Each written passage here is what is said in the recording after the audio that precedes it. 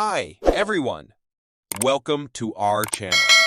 Douglas Macgregor asserts that there is no doubt about it. The situation has been lost for quite some time now.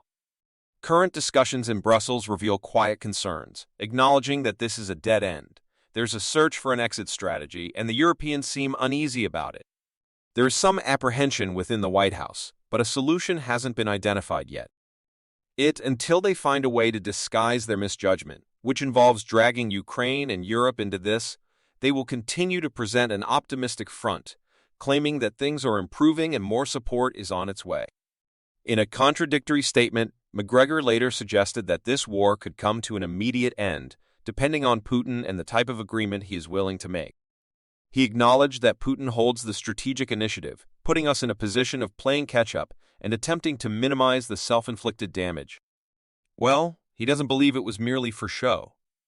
According to him, there are a couple of key points to consider. From Vilnius, Zelensky was initially promised substantial support around March or April of the previous year when Boris Johnson visited.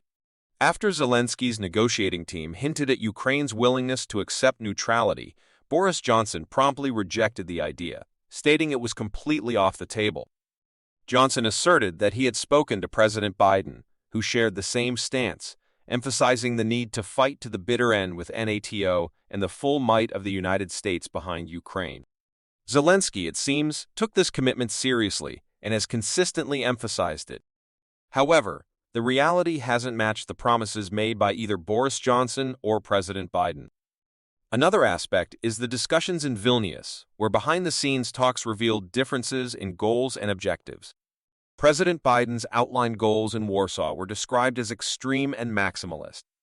Reportedly, the Chancellor of Germany expressed a different perspective, stating they don't aim to destroy Russia and that such an objective isn't aligned with their intentions. This sentiment is echoed by others within NATO. The concern raised is that the ongoing pursuit of trying to destroy Russia may lead to the fragmentation and eventual disintegration of NATO.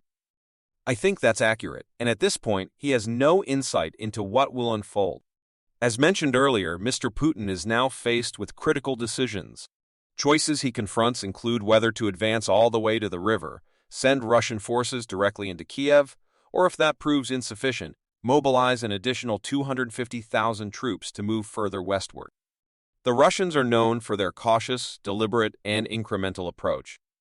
This strategic choice is rooted in Putin's desire to avoid a conflict with the United States or NATO if possible. Consequently, he is proceeding with careful consideration.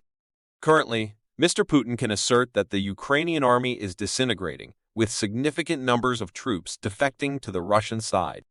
The goal for the Russians now is to provoke the Ukrainians into committing their last reserve of about 10 brigades, roughly 35,000 troops. Once the Ukrainians commit these forces, the Russians believe they can effectively neutralize them. This offensive, expanding north and west near Kharkov, is part of a broader plan, with Russian forces gradually advancing along the entire front, inviting Ukrainian counterattacks. However, despite the apparent challenges and setbacks, he is unlikely to convey the truth at this stage. No one is willing to admit that the situation is unraveling. Regardless of the resources sent from the outset, there was an attempt to hastily build Ukrainian military capabilities, a flawed approach. Given the complexity of modern warfare, he cannot acknowledge this mistake. Now, the message conveyed by Jake Sullivan and President Biden to Moscow seems to be a demand for a westward march until an unambiguous victory is achieved, even if it involves Russian tanks rolling through the streets of Kiev. Unfortunately, the perspective is that these individuals are not reasonable or rational, showing a lack of concern for the human cost of the conflict. Certainly, he believes it's imperative to convey certain sentiments. Firstly, there's a need to acknowledge that the Ukrainian people have fulfilled all expectations, displaying courage in their fight. However, he asserts that the ongoing conflict must now cease, emphasizing the necessity to come to terms with the Russians and recognize their legitimate interest in Ukraine. This may be a step he is hesitant to take.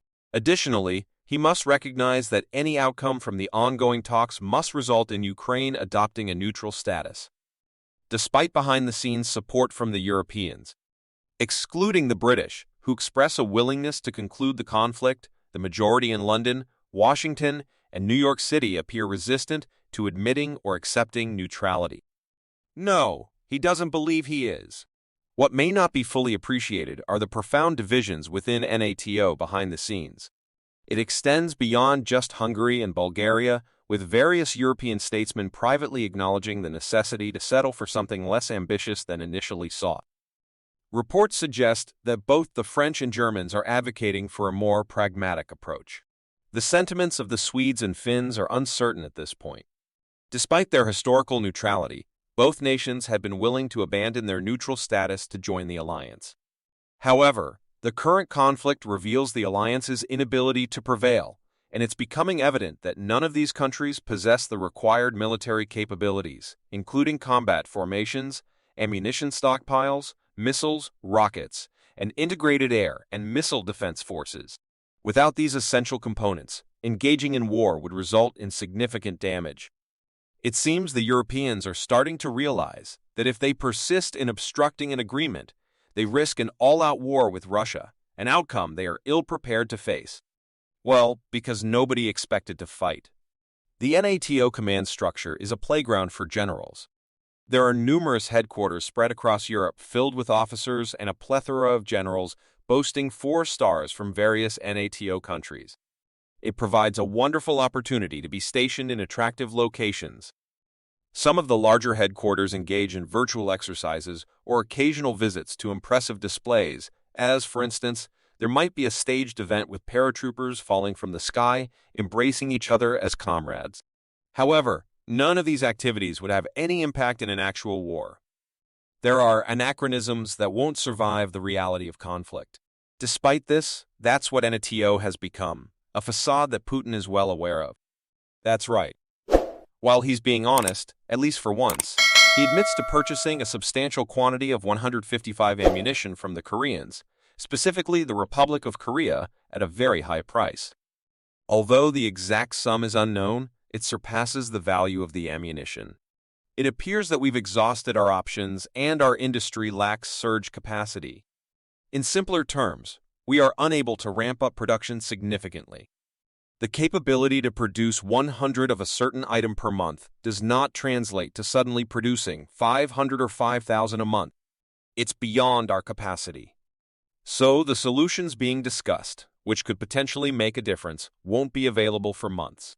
Realistically, by the time the F-16s arrive, it's likely that all the airfields and airstrips in Ukraine will be under Russian control, given the current trajectory. While he sees the real risk at this point, the concern is how swiftly the Russian side can execute the decision to break out of defensive positions and advance all the way to the Napa River. According to his assessment, the Russians proceed cautiously, first advancing their integrated air defenses, then their strike systems, and subsequently deploying maneuver troops. This process repeats itself, forming a series of protective layers. He suggests that if they decide to, the Russians could potentially reach the outskirts of Kiev within a week. The rapidly deteriorating state of the Ukrainian forces, with commanders reportedly in disagreements over whether to fight or retreat, adds to the urgency. Commanders openly acknowledge the lack of resources and express the need to fall back, which creates a challenging situation for the army.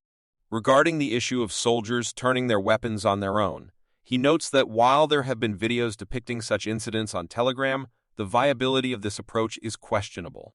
Large numbers of people may eventually resist such actions, turning against those giving the orders.